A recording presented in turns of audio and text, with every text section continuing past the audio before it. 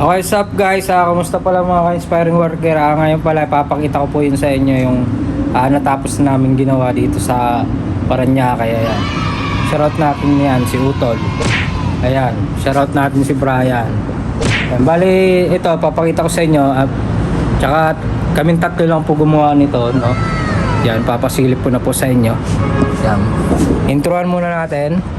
Ito. Ganito po kaganda dito sa Paranaque, dito po sa Azul. Ayan. Ayan. Ito, bali yung pool na yan, pwede kayong maligo dyan kaso lang may bayad, no? Ayan, o. Tapos dito, pwede kayong mag-rent sa mga unit dyan na nakikita nyo, no? Pwede kayong mag-rent dyan. Ayun, no? Tapos, ayan. Pag nakarenta po kayo dito, pwede rin po kayo maligo dyan, papa-schedule lang po kayo. Ayan, syempre may bayad, no? Ayan. Dito lang nga tayo, papakita ko na sa inyo. Ayan, no? Ito na, ayan.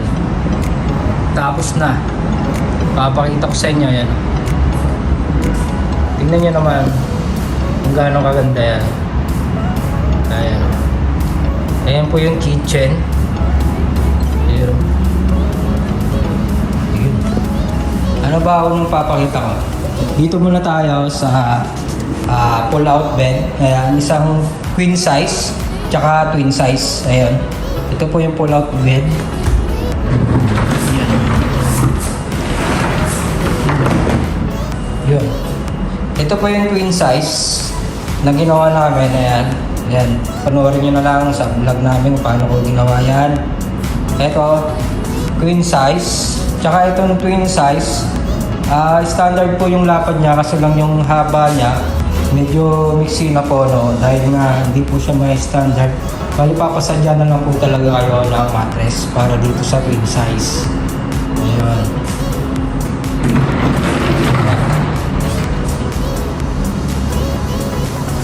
Okay, ayan. Bali ito yung yung pininturahan ko na bronze mirror. Ayan. Dahil wala nga po kami nakikitang painted bronze. Yan, pininturahan ko na lang po. Yan, nasa vlog din po yan, no? Yan, bali ito po yung entertainment niya. Nakikita nyo. Itong salamin ito yung bronze mirror talaga. Ito po yung bronze mirror. Ayun. Yun, yan po yung entertainment. Bali may mga ilaw din po yan. Ito yung nakikita nyo po. Itong mga ilaw na to ay 3 colors po yan. Ayan. Yun. Yun, may dilaw. Ayan, may dancing light. Tsaka may white. Ayan. Yun. Bali ito. Itong cabinet dito, push button po yan. Ayan. Push button po yan. Ayan. Kita nyo kung gaano kalinis po yan. Tsaka soft close na rin pa. Ayan.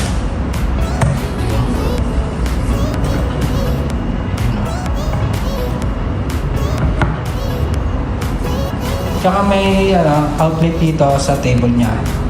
Ito. Bali may 3 outlet dito tapos USB cable tsaka isang charging na ano ba tawag doon, wireless.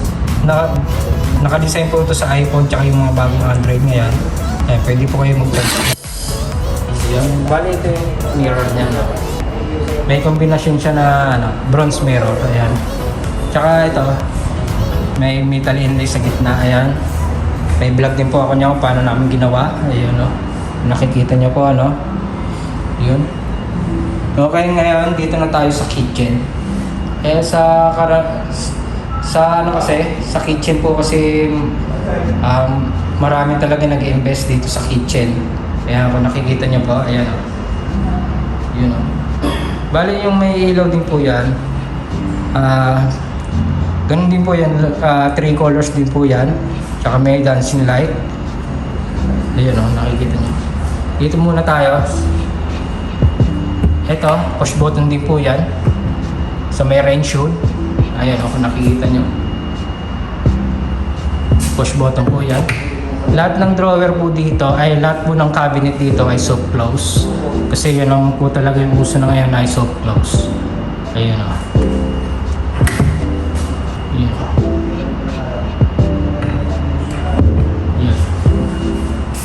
Tignan po natin yung cabinet dito sa taas. Yun o. Yun o. Kita nyo? Bale, may mga vlog po kami dito kung paano po namin ginawa to. Kung gusto nyo panoorin, hanapin nyo na lang po. Tsaka dito, ito po yung breaker nya. Request po ng owner yan. Lahat yan dito. Yan po yung request ng owner. Ayan. Bale, dito yung breaker nya. Nakatago, no? Pero madali lang po buksan yan. For emergency, madali lang po yan. Yun. Yun. Bale, ito po yung ano niya, lababo. Nakikita niyo po, no? Ito yung sink niya. Bale, hot and cold niya po yan. Ito may liquid soap din po siyang nakapress. Ayan, pinipress. Tsaka ito po yung water sa water filter niya. Ayan. Tingnan natin yung loob, no? May grease trap po yan. Ayan. Kikita nyo, sample pa lang po yan. Sample lang po yan kasi wala pang liquid soap. Ayan. Yun, no? Itong yung timba na itong na maliit. Ayan, no?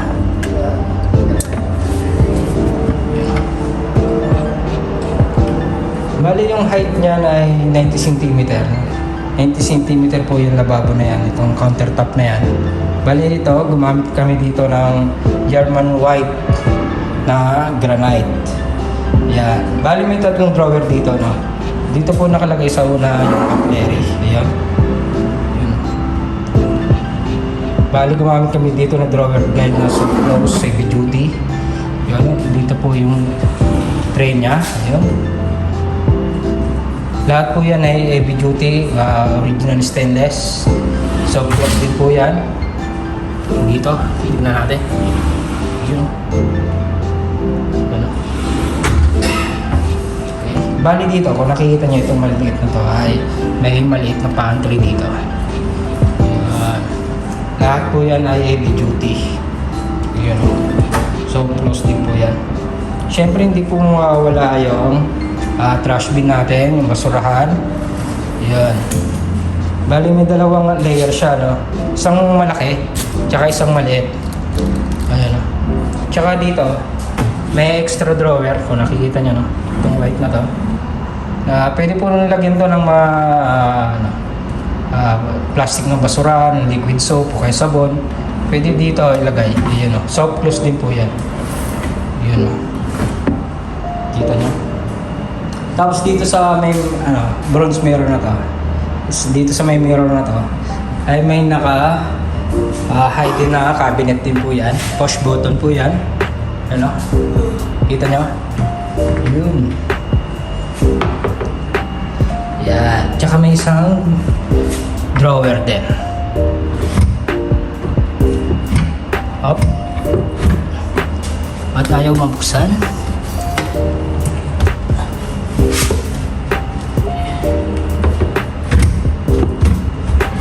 Yun, may sumabit.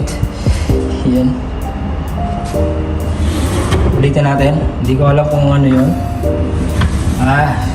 Okay. Okay naman pala.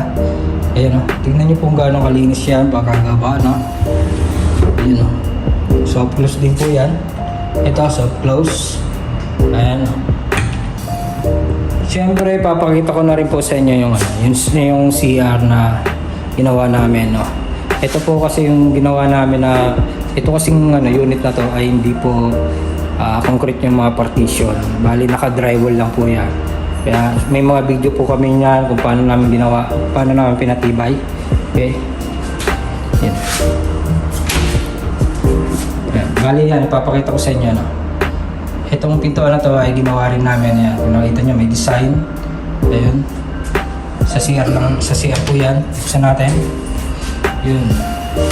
Ayan, nakikita nyo may ano po dito, bathtub. Yun. Pero soaking tub lang po yan na pwedeng dire-diretso lang yung tubig. Yun. Na pwede rin po yan na malagyan ng tubig. Pipress lang to.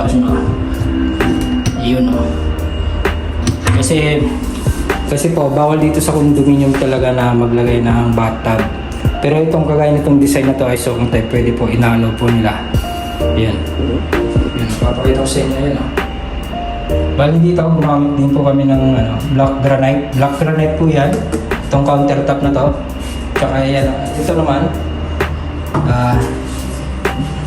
Naka-undermount po yan. Ginawa namin na may medyo rin po ako niyan. Dito. Tapos yung cabinet dito sa drawer. May cabinet po sa ilalim. Ayan. Yun, oh. Ito po yung water heater niya. Nakakita niya kung gaano kalinis po yan. Tapos dito, kita nyo kung cabinet. Yun o, may salamin. Yun. Buksan natin. Yun o. Siyempre, soft close din po yan. Patay natin yung ilaw. Yun. Yan. Yun.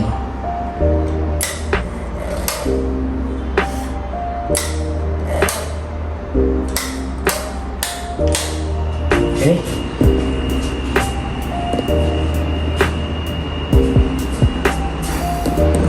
Yun. Ipapakita natin yung kabuuan niya. Ayan o.